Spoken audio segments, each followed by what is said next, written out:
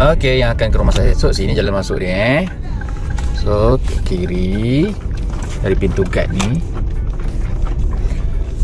Terus saja ke kiri. Okey.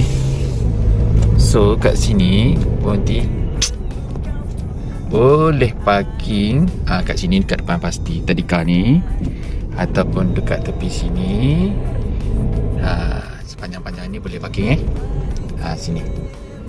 Sini boleh parking.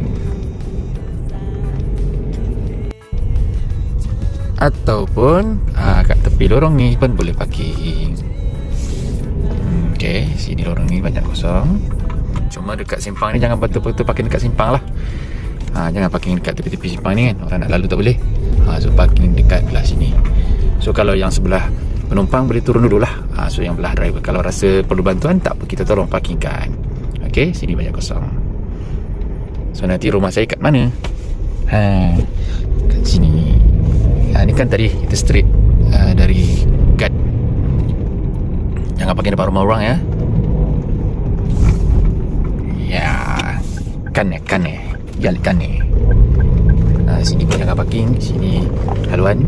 So sini pun dia tak bagi parking. Tapi yang tak ada tu, kosong tu, parking je lah. Depan Tadika ni pun sebab cuti kan, so boleh parking je kat sini. Depan rumah orang ni tak digalakkan lah parking. Depan rumah saya boleh parking sebiji kereta sini.